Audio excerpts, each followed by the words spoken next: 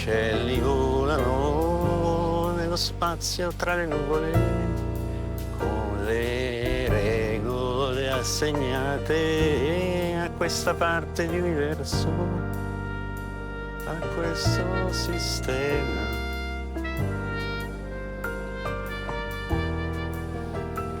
E tu che ci fai qui tutto solo? Sento il dramma già. Bambino che piange nel passeggino, i genitori non capiscono il perché, si allontanano, bambino piange. Oh! Signorina, caduta, si è fatta male? Ma bisogna chiamare un'ambulanza. Io non ho il cellulare. Non parlo italiano. Con questo accento scommetto che è francese. Oh, pardon, vous êtes française, mademoiselle, n'est-ce pas? Ça va aller. Aidez-moi juste à me relever, s'il vous plaît. Vous êtes sûr que ça va aller? Je peux vous accompagner pour un moment, si vous voulez.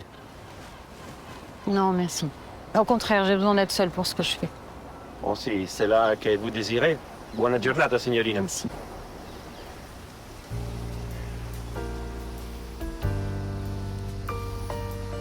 Et toi?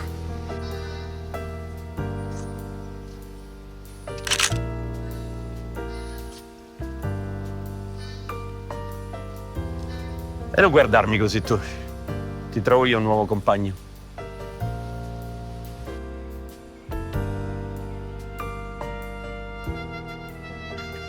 Buongiorno Dario, il tuo caffè. Ti sei fatto un nuovo amico?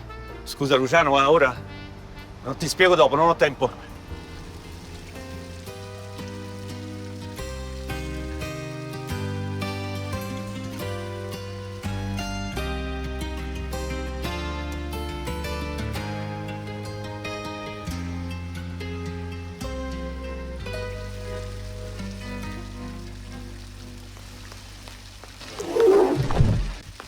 Ouf, juste in tempo. Vous m'avez suivi? J'ai eu tort. Rassurez-vous, je vous laisse. Et votre nounours? Il vous a adopté, je crois. Peut-être il pourra vous être utile.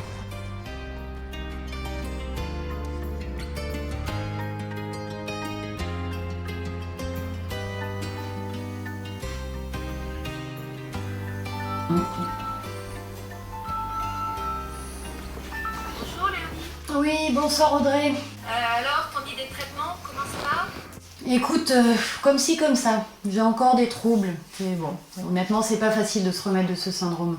Je t'appelle parce que là, j'ai un gros problème pour le prochain numéro. Et Mandel m'a encore fait faux bon.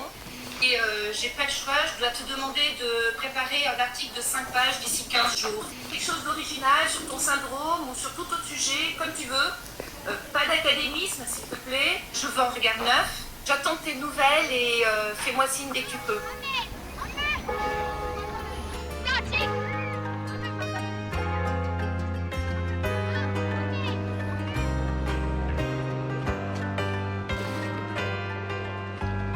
Ben là, c'est sûr, je ne risque pas de m'évanouir. Et justement, je voulais vous en empêcher.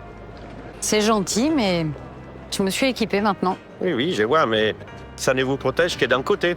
C'est le côté du cœur. D'ailleurs, le cœur vous dit que je suis venue à Rome pour le Bernin, pas pour le baratin.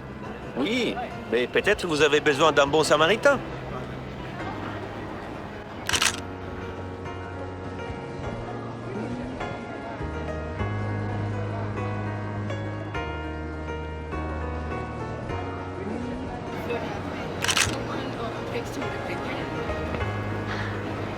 Bien entendu, c'est encore vous. Eh oui, pour vous servir. Comment dois-je vous le faire comprendre? Je ne cherche pas une aventure. Et en matière d'exotisme italien, Oui, c'est vrai, je ne suis pas les typiques séducteurs italiens. Lunettes de soleil, costume Armani. Quand sono italiano e come? J'aime parler avec les mains. J'aime aller à la rencontre des gens. Et chez vous, il y a bien quelque chose d'intriguant.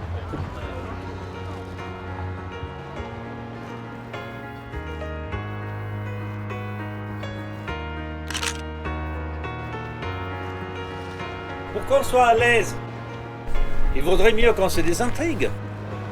ça n'existe pas. C'est quoi qui n'existe pas? Le verbe désintrigué. Ah bah si c'est seulement ça, on va juste l'inventer. Allora, vediamo un po'.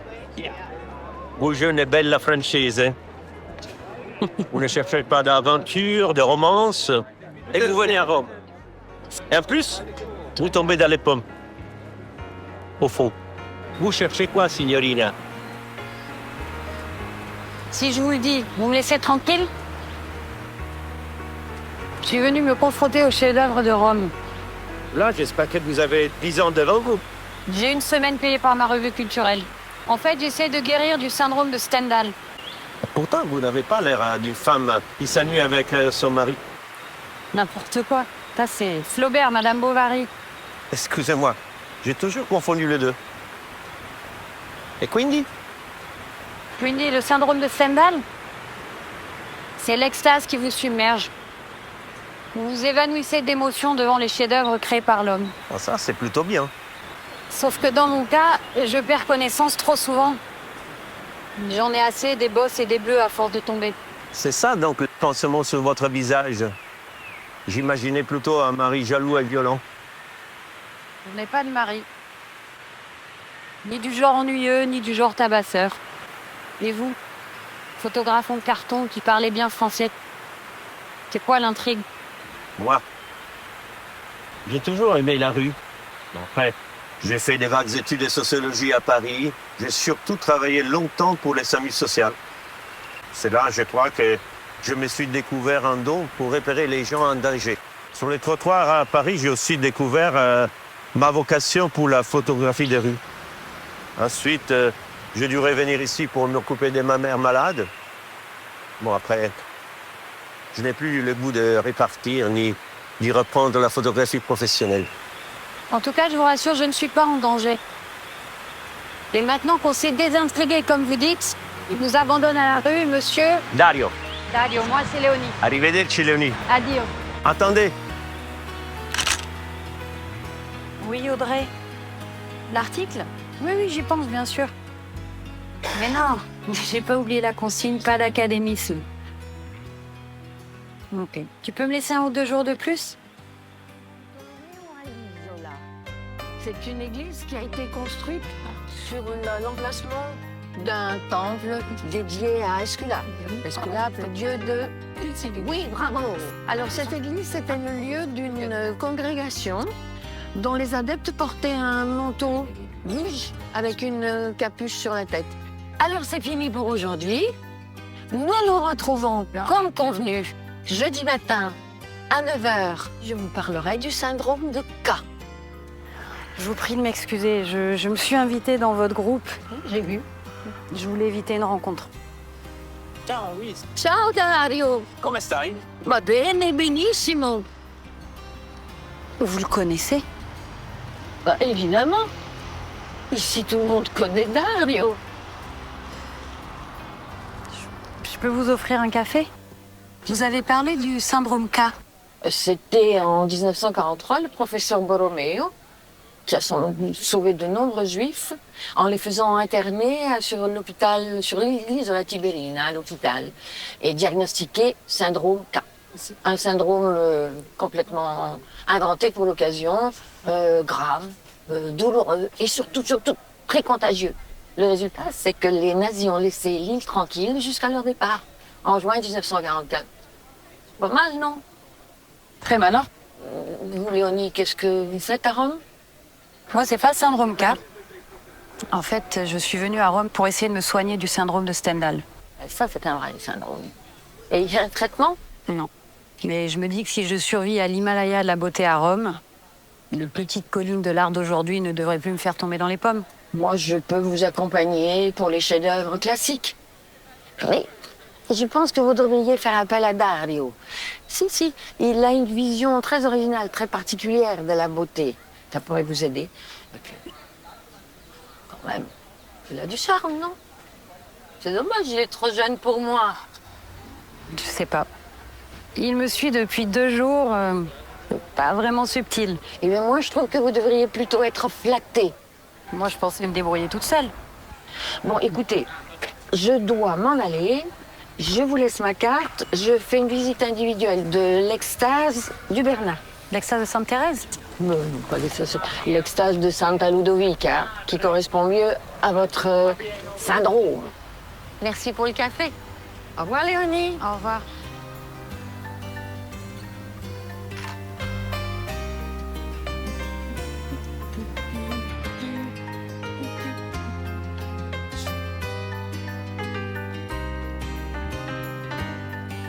Bonjour Dario.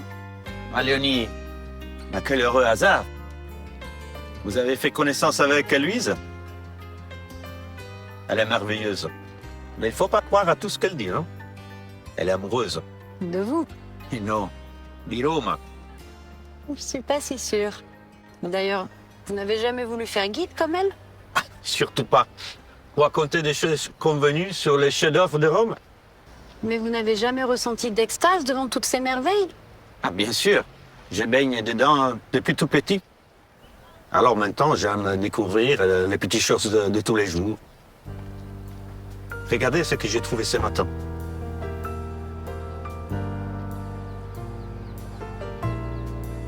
Je vous l'offre.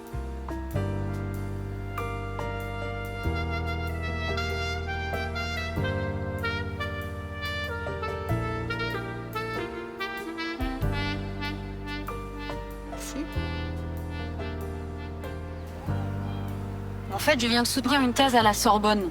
En cours, c'est regard et beauté. Ah, et en version longue, ça donne quoi? Eh bien, causalité et réciprocité du regard dans l'objectivation de la beauté artistique. C'est le regard qui crée la beauté, un peu comme le wabi-sabi japonais. C'est un petit peu ce que vous faites sans le savoir, Dario. Ah bon?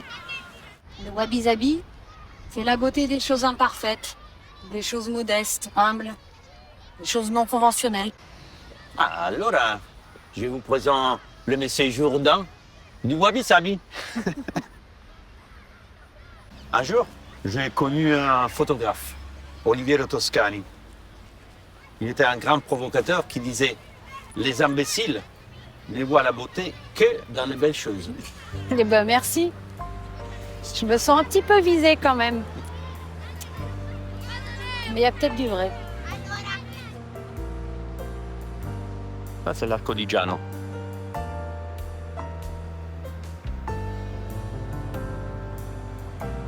Tiens, une photo Polaroid d'un couple. Peut-être un couple adultère. Ils ont peur d'apparaître sur leur portable.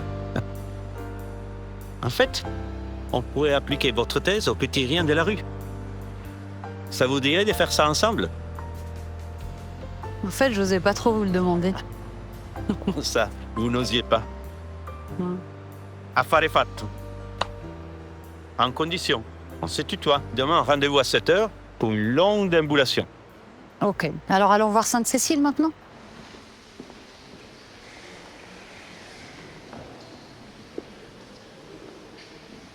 Cœur à gauche, n'est-ce pas?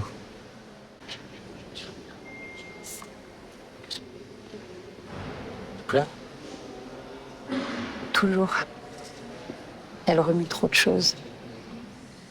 Mais ici, je ne m'évanouis pas. Et là, il n'y a plus qu'à attendre. Tiens, regarde cette jeune femme qui marche. Elle marche seule dans ses décors, déterminée vers sa journée de travail. Ah, j'aime bien les langes qui sèchent aux fenêtres. Parfois anarchique, parfois artistique. Tiens, ça c'est du plan séquence.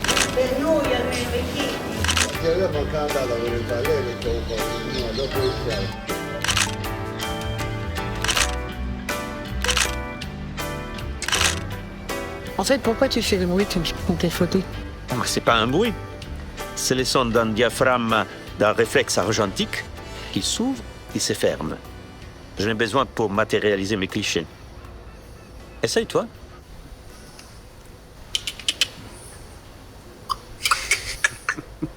Non, c'est pas bon. Bon, là, je crois qu'il faudra un peu plus d'entraînement. Hein. Voilà un endroit qui m'est très cher. Une fontaine pour les chiens. C'est marrant. Je te vois pas avec un chien. Oui, tu as raison, mais pourtant, une fois, un chien m'a suivi pour une semaine entière. Tous les matins, elle m'attendait devant chez moi. J'ai craqué. Mais tu m'as dit qu'avant tu faisais de vraies photos. Pourquoi tu as arrêté? Peut-être trop de techniques et pas assez de regards. Peut-être pas assez de talent pour traduire mes impressions. Ce qui est sûr, c'est qu'aujourd'hui, avec mon Kodafone, je me sens totalement libre et présent. On dirait une publicité. Avec mon Kodachrome, je me sens libre et présent. Bon, bref. Du coup, personne ne profite de ce que tu vois. Et tu crois que les gens profitent des millions de photos sur leur portable? C'est pareil.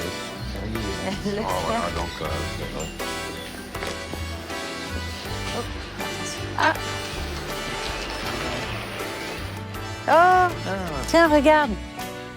Tu sais, moi aussi, j'ai eu un chien, un peu comme celui qui est là, qui arrive. Ça, c'est intéressant, ça. Attends, Mais alors là, c'est quoi l'histoire? là, je ne cherche même pas. La chorégraphie blanc et noir me suffit à elle-même. Et puis, il y a la moto qui rentre dans les champs à la fin. C'est juste trop beau.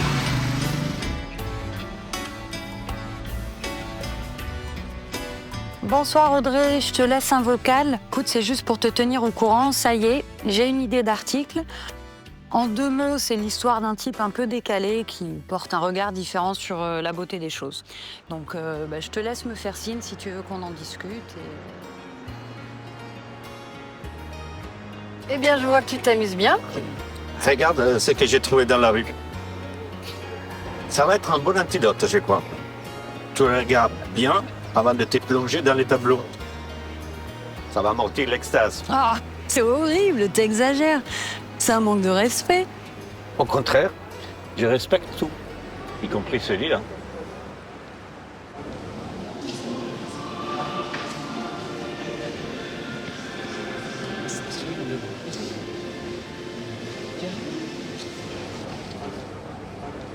Et alors? Émotion intense, force 7, mais pas d'évanouissement. C'est peut-être le signe que le syndrome s'éloigne. Tu dois être contente. C'est surtout que je dois rentrer à Paris. Mon hôtel n'est payé que jusqu'à demain.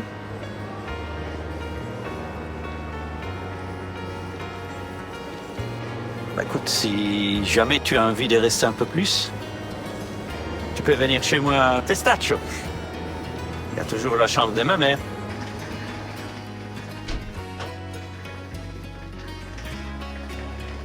Tu peux t'installer ici. Il faut juste que je débarrasse les lits. Mais je pourrais pas plutôt dormir sur le canapé? Léonie, tu m'entends? Pas d'académisme. Les imbéciles ne voient la beauté que dans les belles choses. Que dans les belles Pas d'académisme. choses. Que dans les belles choses.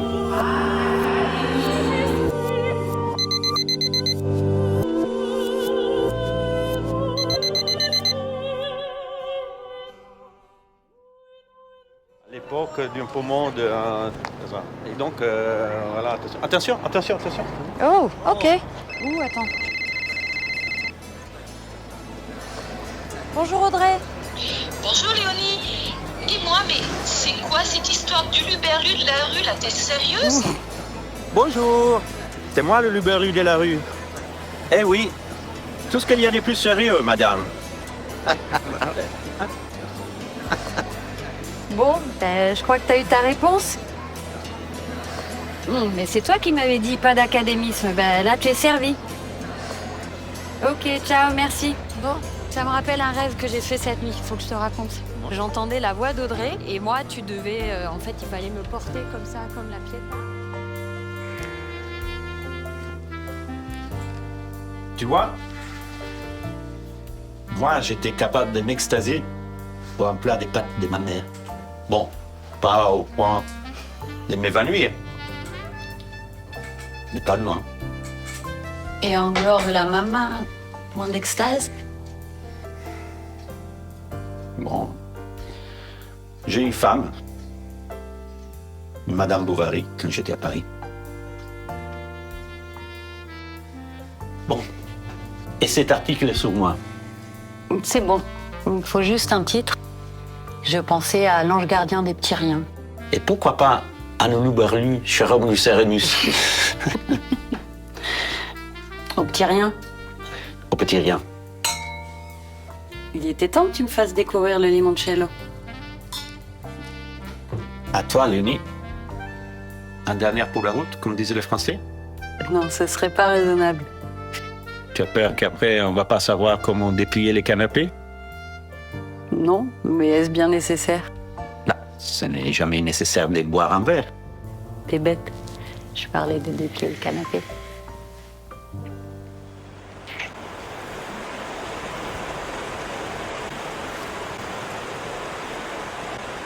Tu pourrais traiter ton syndrome comme ça, allongé. Comme ça, tu n'arrives pas à tomber. C'est vraiment sympa, toi. Tu sais que ça fait plus de 3 jours que je ne suis pas évanouie. Ça me fait penser, j'ai un dernier test à passer. Tu me suis pas, hein? OK. Bonjour Léonie. Bonjour Louise. Ça va? Je vais bien, je vous remercie. Prête à affronter l'extase? On y va. Extase religieuse ou sensuelle? Ah, vous savez, à l'époque, les artistes étaient obligés de jouer double jeu. Le Caravage a bien pris une prostituée comme modèle pour Marie Mourante. Alors, le Bernard, il se peut être inspiré de l'orgasme d'une courtisane pour faire ça à Saint-Ludovic. Puis, qu'est-ce que ça peut faire? Vive l'extase. Et dites, je constate que vous ne vous êtes pas évanoui. Non. Peut-être que je suis guérie. Alors dans ce cas, il faut vite arrêter le traitement. Parce qu'il faut garder une capacité à l'extase. Au fait, Dario. Vous l'avez revu. Ferme les yeux. Bien, ouvrez-le. Wow. Ça, c'est vraiment fort. Composition tout en clivage, mise en abîme et en évidence triviale de mes vies des vermisseaux dans cet univers cosmique. Une allégorie de notre planète poubelle. Oh, je crois que je vais m'évanouir. À propos de ça, Non, ce serait plutôt pour l'odeur. Aqueducto Occhio Claudio. Ça t'a plu? Ouais, j'ai bien aimé. J'aimerais bien. Je déteste les spectacles. Et ben là, tu vas être content. Audrey a aimé l'article sur toi. Elle en veut davantage.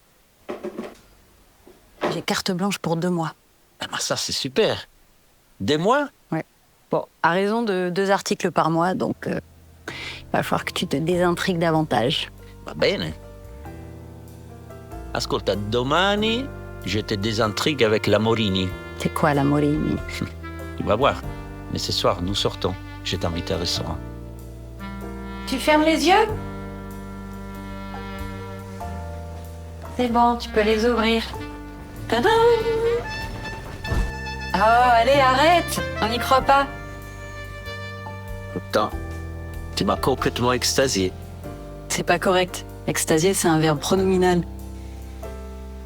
Dans ce cas, par décret du grand Dario, je vais le rendre ordinaire. Ton extasie complet.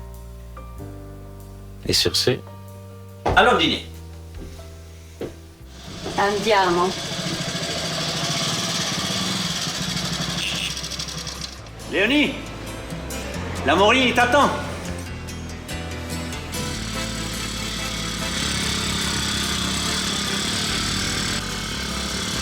Arrête-toi! On fait un selfie? Bon, si tu y tiens. Et alors? Ben, avec ton Kodachrome.